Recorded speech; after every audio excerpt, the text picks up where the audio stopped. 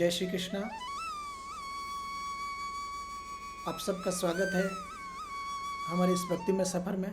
आज हम एक ऐसी अद्भुत कथा में गोता लगाएंगे जो हमें सच्चे प्रेम, निष्ठा और संगति के महत्व का पाठ सिखाती है।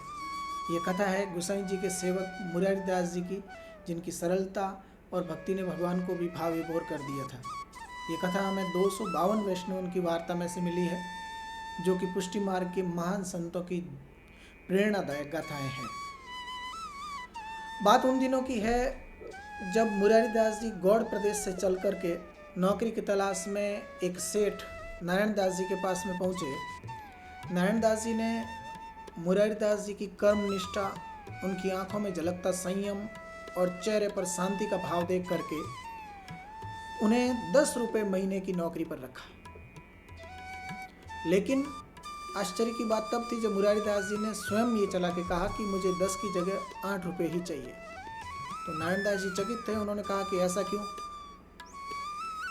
आज की दुनिया में ऐसा कोई नहीं है जो 10 खाए और उसकी जगह 8 लेना स्वीकार करे। ऐसा क्या कारण है?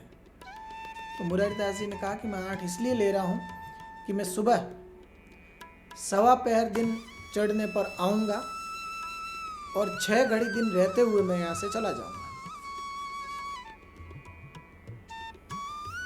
ऐसी बात सुनते ही नारायण दास जी ने सोचा और फिर कहा, ठीक है, हम तुम्हारी बात से सहमत हैं और तुम इस तरीके से आ सकते हो और तुम्हें महीने के 8 रुपये मिलेंगे। मुरारी दास जी के माथे पर साक्षात बालकृष्ण जी विराजमान थे। ये कोई मूर्ति नहीं थी, ये एक जीवंत सत्ता थी जो मुरारी दास जी को अपने भाव जनाती थी, बालक की तरह अपनी इच्छाएं मांगती थी।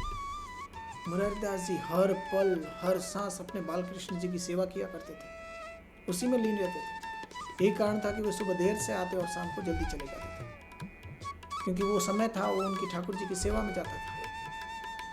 नारायण दास कुछ दिनों के लिए मुरारी दास जी के इस व्यवहार से देखते रहे। फिर मन में जिज्ञासा हुई कि आखिरकार करता क्या है, कारण क्या है, मुरारी दास जाता कहाँ है?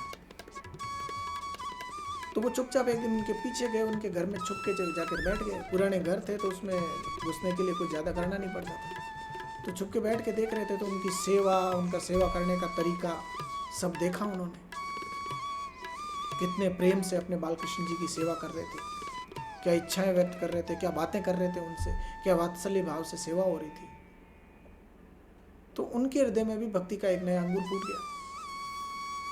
अगले दिन हुआ ये कि नारायण दास जी ने बुलाया मुरारी दास जी को और उनकी आंखों की श्रद्धा, हृदय की विनम्रता ये सब बता रही थी कि आज वो कुछ अलग बात करने वाले हैं। उन्होंने मुरारी दास जी से कहा कि भाई मुरारी दास, हमने कल सब देखा बालकृष्ण जी की जो तुम्हारी सेवा थी, वो तुम्हारी सारी रीति, आचार, व्यवहार, प्रेम, सब कुछ अद्भुत था। हम इस चीज़ों से बहुत प्रभावित हुए, हमें भी अपना सेवक बना लो। तो मुरारी दास जी हंसते हुए बोले कि नारायण दास जी, मैं तो खुद ही गोसाई जी का सेवक हूँ, मैं तो खुद उनका दास हूँ, आप उनकी शरण ले लें। नारायण दास जी ने तुरंत सहमति दे दी। तो मुरारी दास जी ने एक विनय पत्र लिखा और वो नारायण दास जी को थमाया और नारायण दास जी उसको लेकर के उसी दिन वहाँ से गोसाई जी के लिए रवाना हुए। उनकी पत्नी के साथ में जाके वो पत्र गोसाई जी को देते हैं।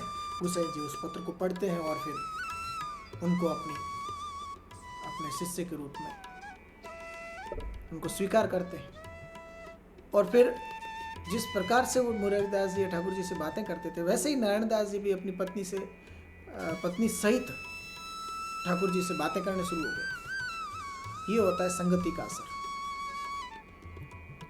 ऐसे कृपा पात्र भक्त बहुत कम देखने को मिलते हैं। मुरारी दास जी ऐसे कृपा पात्र थे जिनके संग से नारायण दास जी भी वैष्णव हो गए, उन्हें भी भगवान के साक्षात अनुभव हुए। तो ये कथा हमें सिखाती है कि संगति बहुत महत्वपूर्ण चीज़ है। सोच समझकर संगति करें, कहाँ उठना है, कहाँ बैठना है, कहाँ जाना है, किन के साथ में नहीं होना है, खुद का भी देखें, दूसरों को भी प्रेरित करें। दुनिया का सर्वश्रेष्ठ संघ है वो वैष्णव संघ है।